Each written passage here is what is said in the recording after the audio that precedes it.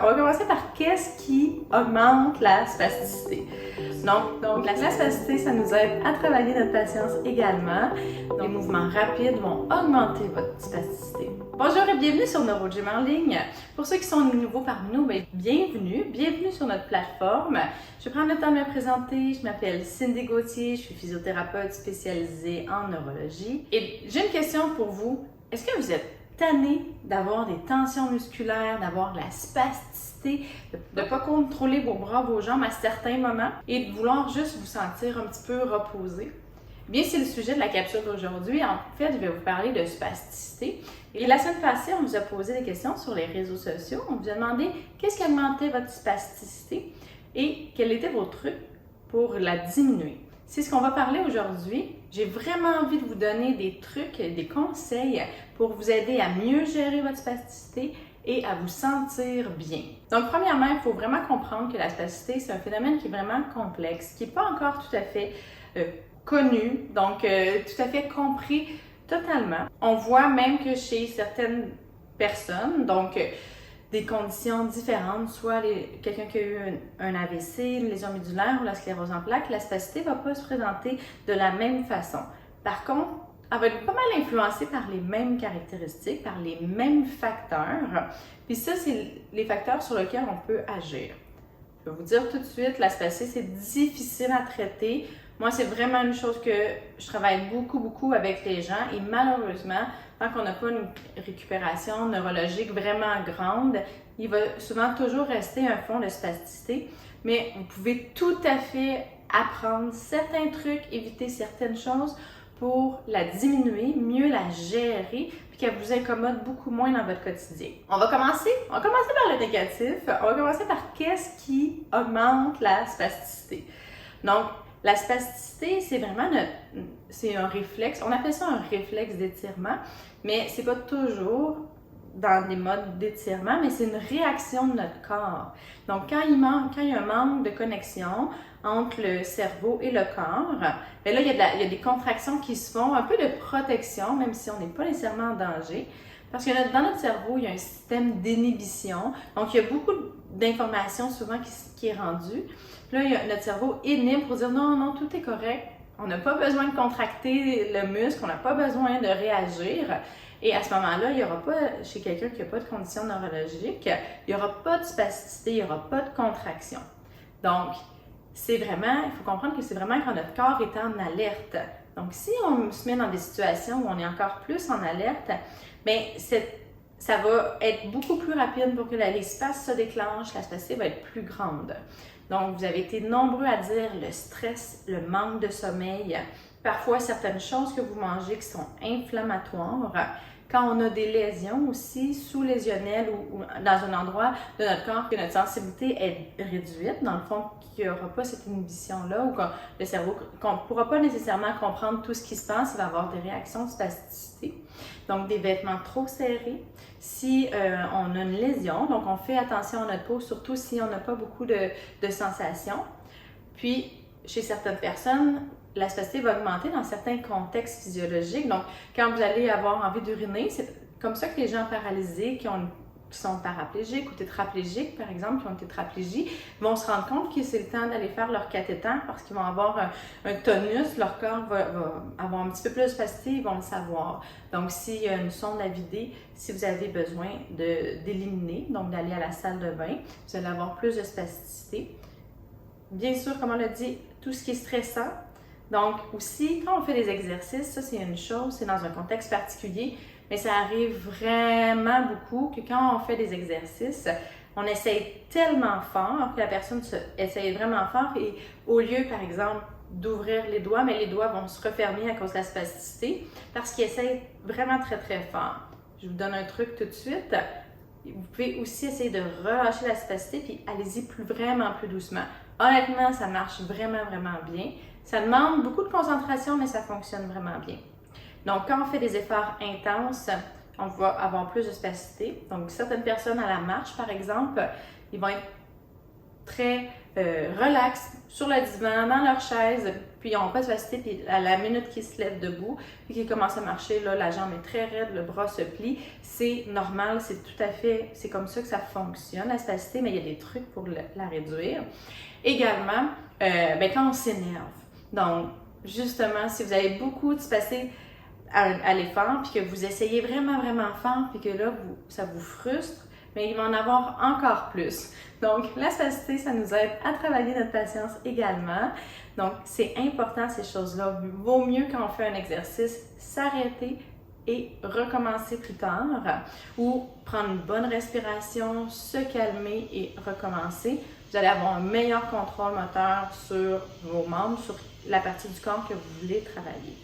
Fait que, cela dit, regardez dans votre quotidien, puis regardez les événements ou les moments où est-ce que là, vous avez plus de spasticité. Puis à ce moment-là, vous pouvez changer quelques paramètres par rapport à ça.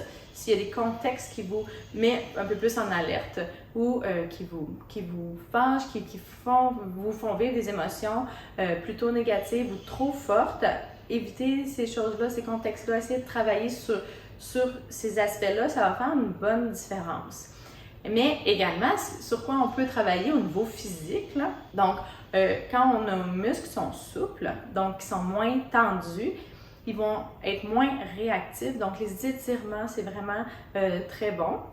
Il faut des étirements longs, puis c'est à refaire. Donc, on va voir souvent une diminution de la spasticité à court terme. Sachez par contre que sur le long terme, il faut plusieurs facteurs, puis c'est très difficile de diminuer complètement la spasticité. Mais sachez que c'est normal. Donc, mais faire des étirements régulièrement, des étirements d'une longue durée, donc on tient longtemps. Souvent, moi, je vois des gens qui font des mouvements comme ça. En fait, les mouvements rapides vont augmenter votre spasticité. Donc, faites attention à ça. On veut être lent, on veut être calme. Également, la mise en charge, donc mettre du poids sur nos jambes, sur notre main, ça aide à la connexion avec le cerveau. Puis si le cerveau a plus d'informations, il va pouvoir plus inhiber, mieux comprendre, puis moins faire de spasticité, si on peut dire ça comme ça. C'est pas tout à fait comme ça, mais c'est comme un des principes. Donc, on peut faire des massages doux également. Quand on a un grand spasme qui apparaît, là, moi, ce que je fais souvent aux gens, c'est que je vais étirer. Sinon, on peut faire une pression profonde, continue sur le muscle pour lui dire « Non, là, c'est le temps de se relâcher ». Fait que ça fonctionne quand même bien. Sachez que chaque personne va répondre différemment, donc il faut faire des essais-erreurs, puis c'est normal. Une autre chose, c'est de faire régulièrement de l'activité physique, c'est de rester en forme, Puis ça va aider pour votre contrôle moteur, ça va aider à avoir une meilleure perception corporelle, donc une meilleure connexion, ça aide pour la neuroplasticité et ça permet qu'il y ait une meilleure inhibition, un meilleur contrôle et moins de spasticité. Également, tout ce qui réduit votre stress, comme je l'ai dit, donc un bon sommeil, une bonne qualité d'alimentation, une bonne alimentation. On évite les stimulants, donc le café, l'alcool, si on a beaucoup de spasticité. Et bien sûr, il y a de la médication. Donc, il faut en parler avec votre médecin. Il y a de la médication, il y a des injections de Botox, il y a de la médication orale. Puis dans les cas extrêmes, on peut même avoir une pompe à baclofen, par exemple. Mais ça, c'est toutes des choses que vous allez discuter avec votre médecin. Mais sachez que la spasticité peut être utile. Ça peut être utile dans certaines fonctions pour vous mettre debout, par exemple, faire un transfert à l'auto. Et ça garde aussi les muscles sains. Donc, ça fait des contractions musculaires, ça active la circulation. Donc, ça peut être utilisé également pour garder une bonne masse musculaire. Fait qu'il ne faut pas voir la spasticité comme étant quelque chose de négatif complètement et qu'il faut éliminer à tout prix. On peut l'utiliser, ça peut devenir votre ami, mais ça en la gérant bien, en évitant qu'elle perde la tête. On la contrôle, on lui enseigne quand on veut l'utiliser et on lui dit de se calmer quand c'est le temps. Avec des trucs, on se relaxe. On prend des bonnes respirations, on se calme, on étire doucement notre muscle. Vous pouvez également mettre de la chaleur si jamais vous avez beaucoup de tension parce que c'est des contractions musculaires qui sont fortes. Donc, c'est comme si vous faisiez de l'activité physique. Vous pouvez avoir des tensions musculaires qui se développent dans les muscles spastiques. Alors, à ce moment-là, vous gérez ça comme n'importe quelle tension musculaire. Vous pouvez mettre de la chaleur Mais faites attention, on ne met pas tout ça trop chaud, surtout si vous avez une diminution de la sensibilité. Voilà, j'espère que ça répond à vos questions. J'espère que ça vous donne des pistes de solutions pour gérer vous-même votre spasticité. Une journée à l'autre, la spasticité est très différente. On peut réagir bien à certaines choses, moins bien à d'autres choses. On peut avoir beaucoup de spasmes, un grand tonus, alors que le lendemain, on n'en a presque pas. C'est normal, on s'ajuste. Dites-vous que c'est normal, ça va vous aider à accepter la situation ou à pas la catastrophiser, à dire ok, c'est correct. Puis demain, ça sera une meilleure journée. On profite des bonnes journées, on s'en met pas trop sur les épaules quand on a une moins bonne journée puis qu'on a plus de difficultés à faire nos tâches parce qu'on a plus de tonus. Donc voilà, avec tout ça, vous avez maintenant des trucs et des astuces pour reprendre le contrôle de votre corps et diminuer vos spasmes et vous sentir beaucoup mieux. Je vous invite à essayer les différents trucs et à me dire en commentaire qu'est-ce qui a le mieux fonctionné pour vous. Et également, si vous avez des questions, vous voulez que j'aborde d'autres sujets par rapport aux conditions neurologiques ou à la spasticité précisément, je vous invite à m'écrire toutes vos questions en commentaire. On les note toutes et on va faire des vidéos pour y répondre. Donc, si vous avez aimé la vidéo, je vous invite à faire un pouce sur la vidéo. Je vous invite surtout à vous abonner à notre chaîne YouTube pour être mis au courant de toutes les nouvelles vidéos, pour faire partie de notre belle communauté et échanger en commentaire avec nous ou avec les autres.